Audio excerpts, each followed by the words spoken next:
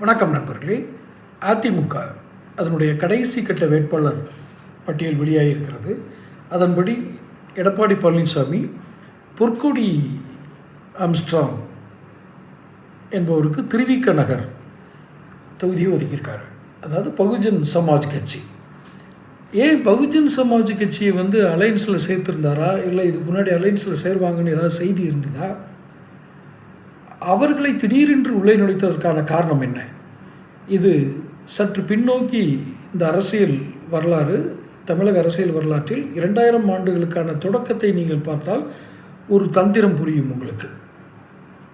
2003 என்று நினைக்கிறேன், திருச்செந்தூரில் வெங்கடேஷ் பண்ணையார், அதாவது அந்த சுபாஷ், இப்போ அவருடைய சகோதரர் சுபாஷ் அந்த பண்ணையார் என்பவர் இருக்கிறார். அந்த வெங்கடேஷ் பண்ணையார் அந்த ஏரியா, அவர் கொஞ்சம் செல்வந்தரான குடும்பத்தை சேர்ந்தவர் தான். ஆனால் அவ்வப்போது அவர் ஜாதி சார்ந்த ஆட்களுக்காக கட்ட பஞ்சாயத்து செய்வார் என்ற ஒரு பெயர் உண்டு. அதில் ஆளும் கட்சி ஆட்களுக்கு கட்ட பஞ்சாயத்து செய்யும் அளவுக்கு அவருடைய செயல்பாடுகள் நீட்சியடைந்ததால் அவர் சென்னையில் ஒரு அடுக்குமாடி குடியிருப்பில் தங்கியிருந்த பொழுது போலீஸாரால் என்கவுண்டர் செய்யப்பட்டார். அதற்கான காரணங்கள், அது விசாரணைகள், அதெல்லாம் ஒரு பக்கம். அவருடைய மனைவி ராதிகா செல்வி நீதி விசாரணை தேடி நீதிமன்றம் சென்றார். இது 2006 தேர்தலின் போது இந்த விஷயத்தை, வெங்கடேஷ் பண்ணையார் என்கவுண்டர் விஷயத்தை, அவர் மீது இருக்கும் குற்றச்சாட்டு, அது எப்படி அந்த என்கவுண்டர் நடந்தது என்பதெல்லாம் கடந்து இந்த ஜாதி அரசியலை கையில் எடுத்து அன்றைக்கு வெங்கடேஷ் பண்ணையாருடைய மனைவி ராதிகா செல்வி அவர்களை அங்கே அந்த தொகுதியில் நிறுத்தி வெற்றி பெற்றார். நாடாளுமன்ற தேர்தலில் வெற்றி பெற்றதோடு மட்டுமில்லாமல் உள்துறை அமைச்சகத்தில் இணையமைச்சர் பதவியும் வாங்கி கொடுத்தார். அந்த ஜாதி அரசியலை மிக சரியாக பயன்படுத்தி கொண்டார்.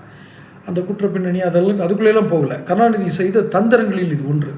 அதே தந்திரத்தை இவர் செய்வார் என, அதாவது எடப்பாடி அந்த தந்திரம் செய்தார்னு சொல்ல வரல. ஆம்ஸ்ட்ராங் கொலை வழக்கை ஒரு கிட்டத்தட்ட வட மாவட்டங்கள், வடமேற்கு மாவட்டங்கள், வடகிழக்கு மாவட்டங்கள், தமிழகத்தில் உள்ள இந்த மாவட்டங்களில் எல்லாம் பரவலாக இருக்கக்கூடிய பறையர் சமுதாய வாக்குகளை பெறுவதற்கு இவர் சரியாக அரசியல் செய்யவில்லை. ஆம்ஸ்ட்ராங் கொலை வழக்கை வைத்து ஒரு அரசியல் நகர்வுகளை செய்திருக்க வேண்டும் என்று அரசியல் ஆய்வாளர்கள் சொன்னாங்க. ஆனால் அவர் செய்யலை. அதை ஒரு குறைபாடாகவே பார்த்து வந்தார்கள். இப்போ எடப்பாடியோட ராஜதந்திரம் வெளிப்பட்டிருக்கிறது.